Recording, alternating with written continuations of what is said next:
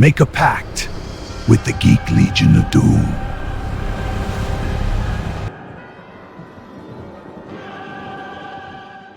Mark Classfield directs Do Not Enter, and this is a 2026 horror movie actually based on a novel called Creepers.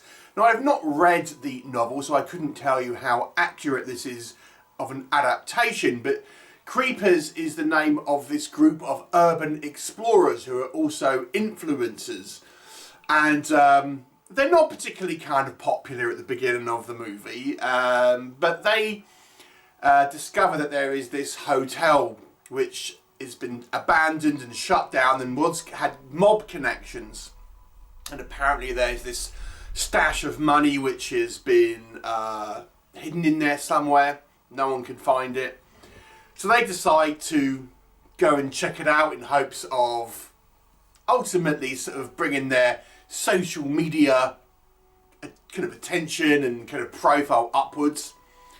So they end up going there. They're joined by a reporter who has his own reasons for wanting to check out this hotel, but they find out that they are not alone. There is some type of entity within the walls of this hotel. There is also a variety of deadly traps that have been put up, and there are also a kind of a rival group of urban explorers who have got wind of this and kind of want to try and beat them to the punch.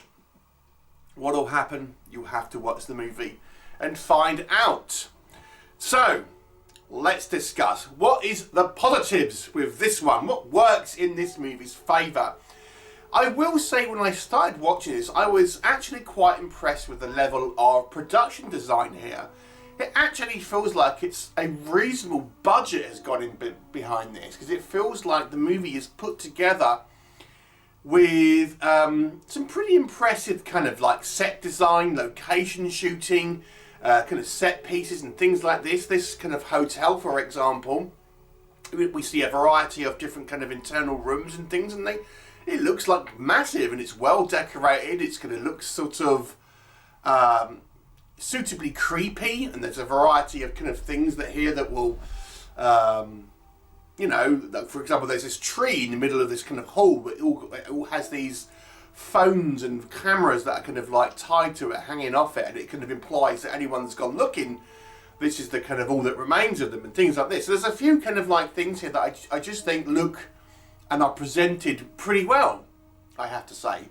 And the movie just has this kind of somewhat sort of glossy look to it. It sort of has this sort of a level of production value where you feel like this is not a kind of a cheapy movie that's been sort of just cobbled together over a couple of weekends. It does look like this has had some investment in it, had some kind of care and attention, and looks good because of it. So if you want to get a kind of a better looking, a more polished product, then I would suggest maybe checking this one out. And I do think gone from that, the level of kind of like this dark ambience that the movie kind of projects, where the bulk of this movie is set in or around this kind of hotel where it's all sort of dimly lit, so it just has this kind of like oppressive, creepy vibe to it. And then when we have our let's call it our entity, I don't want to kind of give away really what you know it actually is or anything like that. You know, it's done in a way that is sort of familiar. You'll have seen kind of things like it before, but also it still is creepy looking, still is kind of unnatural looking, and will sort of seem sort of grotesque without, you know, seeming too out there, somewhat familiar almost. So I actually think the kind of creature design, if you want to call it that, is pretty decent. Looks creepy, and there's some sort of, you know, it has this kind of like this slender, kind of spindly feel to it that you feel is like running around, and it will kind of remind you of like The Descent and things like that. So I got to say, I thought the kind of the creature design was, you know, was fairly decent, to be honest with you. I mean, you only really see glimpses of it initially, but you know, you get the idea about what's kind of going on.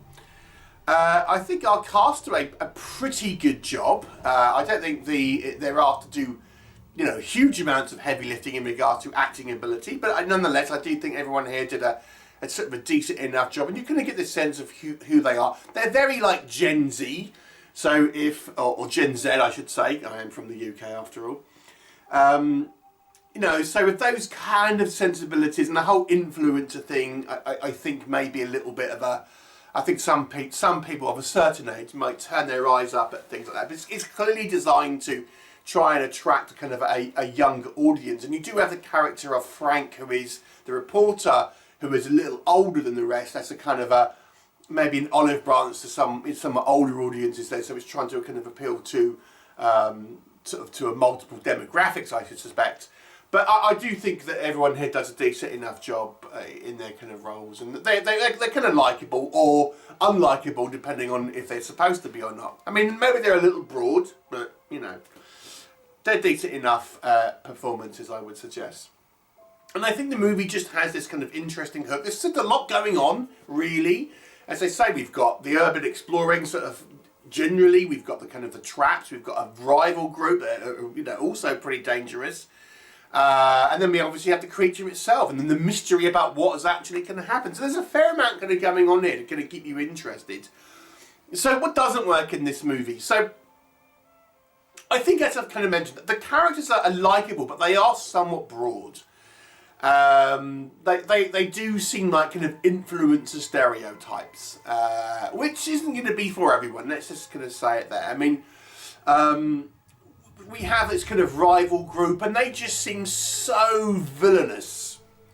It's almost laughable. When you see what they do, and kind of like the disregard for human life, for example, you're thinking, man, they're genuinely psychopaths. I mean, they just seem too, you know, villainous to be just real characters to a degree. I mean, I guess there are people like that, but again, they're designed to be so horrible that you absolutely hate them, and you know you want to see them kind of get a comeuppance. But I think maybe sometimes subtlety would work better, having them as a rival group, but not necessarily a bunch of psychopaths, for example. I don't know. To me, it felt a little bit overkill.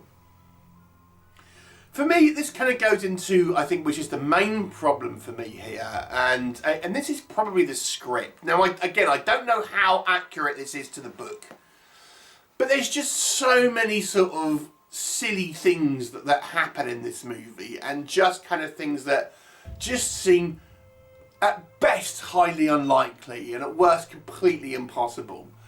You know, I don't want to kind of sit here and point out all these kind of different, like, little kind of nitpicks and kind of issues I have with this, but just if you look at the very beginning of the movie, just to kind of like to give you an idea. I mean, we're meant to believe that this is a group of influencers that are at the beginning of the movie are 5 strong, and they've got a reasonable amount of equipment. They seem to be quite well set up, but we see they get like less than 100 views. And thinking, if you're this sort of like low audience numbers, surely you wouldn't be this kind of like have all this kind of like production in regards to staging all this sort of stuff. I mean, it's almost like comically too low. Yeah, we get the point that they're kind of struggling, but it just seems like, you know, even like 10,000 views for the amount of effort that these guys would go in, I don't know, that would be more appropriate, I would have thought. It just seems comically too low to have this level of kind of like what they're doing and things like this. I mean, they don't seem to have jobs or anything like that. They just seem to do this. It's just kind of like, well, you know, it doesn't really make any sort of sense, if you know what I mean. And that is a very early on and quite low impact little observation. But as the film goes on and we kind of get into the kind of the plot as a whole, there's just all these things that just kind of start happening, and thinking, what? You know, come on. It just doesn't, it seems highly implausible that these kind of things that sort of start happening. I mean, again, I don't want to spoil like Frank's reason for kind of going in, and then there's a bit of a payoff with that. Again, come on. I mean, again, I don't want to spoil anything here, but there's just so many of it. It's just so much of these kind of like sillier moments that just seem so like ill thought out, which is interesting because I think the movie has this kind of like flashier polish to it, that it obviously has had some reasonable investment behind it. It just seems that it's sort of the script seems a little kind of slapdash, to be honest with you. I think it had 3 credited writers, maybe that's the problem. And the writers weren't the author of the original novel, so, you know, there it is. So, for me, I think this movie is a fun movie, but it's kind of, like, pretty silly, to the point where I think it's kind of, you just can't buy what's going on. And the characters are so broad, and I think it could have also been a little bit more gory, if I'm honest. I mean, it's a spooky ambience, but the subject matter that we have, it ends up being fairly dark, but never particularly kind of gruesome or anything like that, so you never really have a shock value. It's more just a sort of kind of implied. Maybe, again, it's trying to appeal to this kind of, like, younger audience, and as such, they don't want to kind of, like, give themselves a kind of, like, a high rating, but it seems a little sort of toothless in regards to its kind of execution. But it's still kind of an enjoyable, fun movie, pleasantly presented. You know, it's you know, it's an above average movie overall for me, but I don't think it really is special in any particular way. I'm going to give it a 6 out of 10. What were your thoughts? Leave me a comment, and I'll look forward to you next time. Come join the party. Subscribe to the Geek Legion of Doom.